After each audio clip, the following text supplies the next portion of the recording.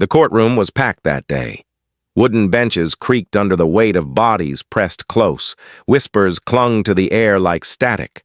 All eyes locked on a tall black man sitting quietly in the defendant's chair, head bowed, hands resting. On his knees, Dr. Jerome Harland, 42 years old, accomplished physician, accused murderer. His white coat, though wrinkled and weary-looking, clung to him like a second skin, reminder of who he was before this moment, before the storm. Today, that coat looked out of place. A man of medicine, now accused of taking a life, and not just any life. The life of former Governor Charles Whitmore, one of the most influential white politicians in the state's history. The silence shattered like glass. "You have to pay! You killed my father!" A voice roared from the back of the courtroom, rising. Above the gasps, Judge Nolan Whitmore, Charles's only son, sprang from the gallery in a burst of rage. His face was flushed red, his finger pointed like a dagger toward Jerome. The murmur swelled. A few police officers lining the walls chuckled coldly. One muttered under his breath, just loud enough for his fellow officer to hear. A black doctor. "Treating the governor? Yeah. Forgot his place." A sharp rap of the gavel echoed. "Order!" Judge Margaret Elwood barked, her voice cutting through the tension like a blade. She was a woman in her 60s, stern, unyielding, with silver hair, pulled into a tight bun. "Order in this courtroom." She adjusted her glasses and peered down at the defendant with calm authority. "Dr. Harland, do you plead guilty to the charge of intentional homicide while practicing medicine?" Jerome slowly raised his head. His eyes met hers, steady and unwavering. "No, Your Honor," he said quietly. "I didn't kill anyone." The courtroom erupted again. But Jerome didn't flinch. He sat still, like a man who knew something bigger was coming, like a man waiting for the storm to break. 3 weeks earlier, the world looked very different for Dr. Jerome Harland. It was a quiet afternoon in the northern suburbs of the city, where tree-lined roads curved toward sprawling estates, guarded by 3-meter-tall iron gates. Behind one of those gates stood the home of Governor Charles Whitmore, a figure both admired and feared. Inside that mansion, beneath chandeliers and portraits of colonial ancestors, the governor was slumped in his armchair, drenched in sweat, and struggling to breathe. Jerome had received the call just an hour earlier. "My father's not well. He's dizzy, his heart's racing." "Please come now." Nolan's voice had crackled urgently through the phone. Jerome didn't hesitate. He grabbed his worn leather medical bag and drove straight to the estate. For over a decade, he had been Whitmore's personal physician. Through surgeries, strokes, and scares, it was always Jerome they called. Not because of status, but because of trust. Quiet, dependable, brilliant. He had saved the governor's life more times than anyone dared count. On that day, Jerome moved fast. He examined the governor and found dangerously high blood pressure. He administered hydralazine, an old but effective drug he'd used on Charles many times before. The symptoms eased within the hour. Jerome didn't leave it there. He returned, the next day, and the next. Monitoring, adjusting. The governor had stabilized, but on the 5th day, everything changed. Jerome arrived early, gave the usual injection, and left. 30 minutes later, his phone rang. "My chest, it hurts." "Can't..." Jerome's heart jumped. He called for an ambulance immediately and sped back toward the estate. But by the time he arrived, the mansion was surrounded. The governor was gone. Dead. The newspapers hadn't waited for evidence. The next morning, bold headlines screamed across every front page. "Governor Whitmore dies after private treatment from..." Black doctor, a career built on healing, had collapsed in a heartbeat. The governor's funeral was a cold, grand affair. Velvet-lined caskets, black sedans in a long, snaking line, and high-profile mourners dressed in sorrow. But behind the carefully arranged flowers and whispered condolences, a darker storm was already gathering. 3 days after the funeral, Jerome, was arrested. The charges weren't just speculation anymore. Investigators claimed they found something damning in the medical waste bin at the governor's residence, a discarded vial. It was labeled propranolol, a beta blocker not typically used to treat acute hypertension like Charles's. The dosage was unclear. But what mattered wasn't the science, it was the implication. This wasn't an accident, that's what they said. It was murder, and the motive? That came crashing down like a wrecking ball. The governor's last will and testament had been updated mere days before his death. And when the document was read aloud, jaws dropped. 80% of Charles Whitmore's estate, properties, stock shares, bank holdings, and an investment portfolio worth over $240 million had been left to one man, Dr. Jerome Harland. The remaining 20% was earmarked for charities. Nolan Whitmore, the governor's only son, received nothing. The media devoured it, manipulated in his final days, the headline said. Black doctor inherits fortune. Coincidence or calculated? News vans circled the jail where Jerome was being held. Reporters shouted through the gates. Talk shows debated his guilt with fiery confidence. The court of public opinion had passed. Judgment long before a jury ever would. Inside his cell, Jerome sat quietly. He didn't speak to the press. He didn't issue statements. He only whispered to himself in the silence. The truth is never gone. It's just waiting to be found. Outside, the world wanted a villain, and they thought they had one. When the trial finally opened, the courtroom felt less like a place of justice and more like a theater lit by tension and legacy. Rows of spectators filled every inch of space, from reporters clutching notepads to angry citizens whispering theories. Cameras weren't allowed inside, but sketches of Jerome Harland in the defendant's chair soon filled morning newspapers. Jerome sat still, his hands folded neatly on his lap, back straight, gaze fixed ahead. He didn't look like a man fighting for his freedom. He looked like a man waiting for something the world hadn't seen yet. On the opposite side sat Nolan Whitmore, his father's legacy heavy on his shoulders. His suit was crisp, his jaw tight, eyes bloodshot. Not from grief, but rage. The man wasn't grieving a father. He was defending an empire that had just slipped through his fingers.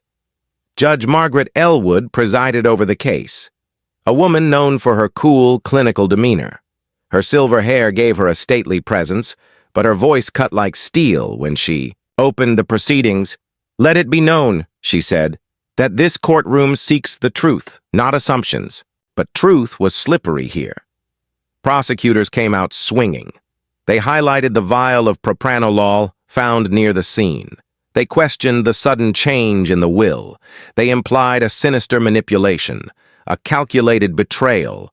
How does a man of modest background, the prosecutor said, voice sharp, become the heir to one of the most powerful fortunes in the state? Whispers swept the gallery. Jerome remained calm. When it was his turn to speak, he stood, unshaken. I cared for that man for 10 years, he said. I never asked him for a single thing. I didn't even know about the will until you did. But the courtroom wasn't listening. They wanted blood. And Jerome, well, he wasn't offering any. Not yet. Just as the trial threatened to fall into a predictable rhythm of accusations and silence, the unexpected happened. The courtroom doors burst open with a bang. Gasps echoed through the chamber as a young black girl no older than 17 or 18 stumbled in. Her clothes were modest, her expression desperate. She looked terrified, like someone who had wrestled with herself. For days before finally choosing to speak, "Order!" a police officer shouted, stepping forward. "Unauthorized individuals are not allowed in the courtroom!" But the girl's voice cut through the tension like lightning.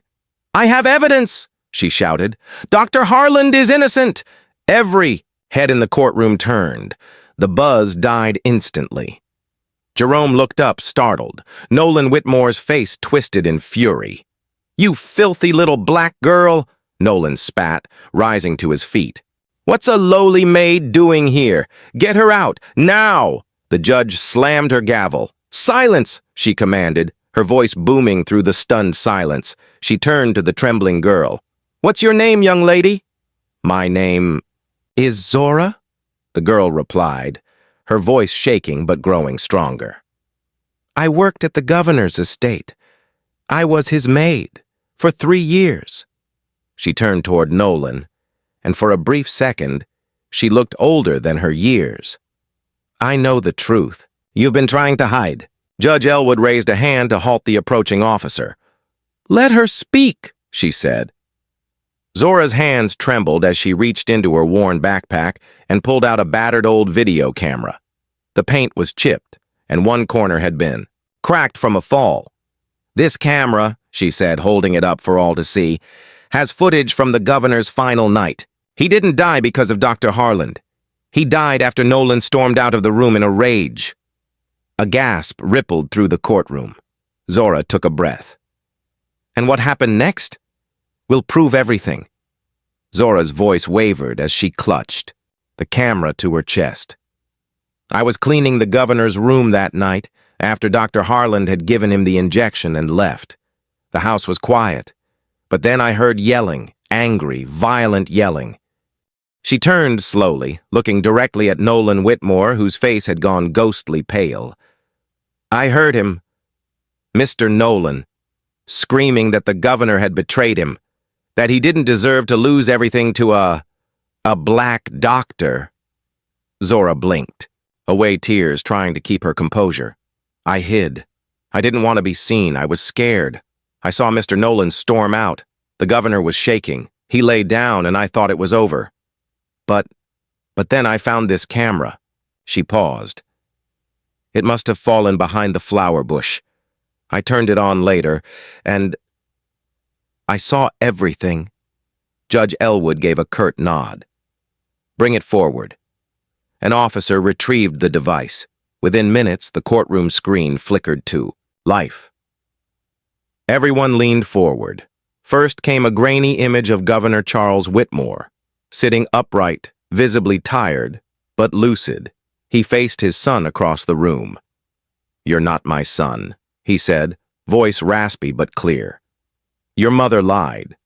I claimed you to protect her, but you were never mine by blood." Nolan stood frozen in the video, his face twisted. "You left me nothing," he barked. "You gave everything to that black bastard." The governor sighed. "Because he earned it. He saved my life time and time again. He treated me with dignity. You, Nolan. You only ever cared about power." The next frame showed Nolan leaving in fury. A minute passed. The governor closed his eyes, drifting off. And then, the final moment. Nolan crept back into the room, holding a small brown vial. He leaned over the sleeping man and injected the liquid into his father's arm. A single gasp echoed in the courtroom, and then silence. No one moved. No one spoke. Even Jerome Harland sat stunned, breath caught in his throat. Zora wiped her eyes, silent tears falling. He murdered his father, and he blamed an innocent man. Nolan shot up from his chair, face contorted in panic. "Lies! That video's fake! It's been edited!" But the courtroom no longer listened. The evidence was clear. The words, the actions, the poison. Judge Elwood's eyes narrowed as she raised her gavel high. Her voice was firm, final. "This court orders the immediate arrest of Nolan Whitmore for premeditated murder, evidence tampering, and obstruction of justice." 2 officers rushed forward. Nolan struggled, spitting out insults. "She's just a maid, a servant. You'd believe her over me? I'm a judge. I'm the governor's son." But the gavel came down again, and this time it sounded like the end of a legacy. A swift punch from one of the officers dropped Nolan to the ground.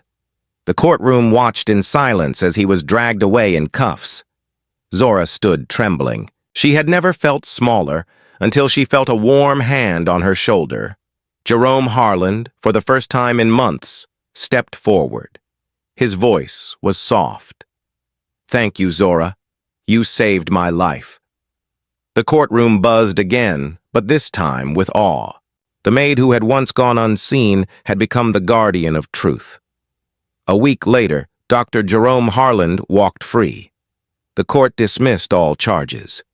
Reporters swarmed outside the courthouse, but this time, their cameras caught a different kind of image. Jerome in a clean gray suit, standing tall beside his lawyer and his witness. "I never wanted his fortune," he told them. "I only wanted the truth to be respected." The $240 million left by Governor Whitmore was untouched in Jerome's account. He didn't keep it. Instead, he created the Whitmore Redemption Foundation, a medical trust fund dedicated to providing care for Black communities, the homeless, and underprivileged youth. The same kind of people so often ignored by the system that nearly buried him. And Zora, she received more than applause. At Jerome's personal request, she was granted a full medical scholarship to Harvard University. The same girl once dismissed as a lowly maid was now walking the steps of the country's most prestigious school. Jerome watched her from a distance that day.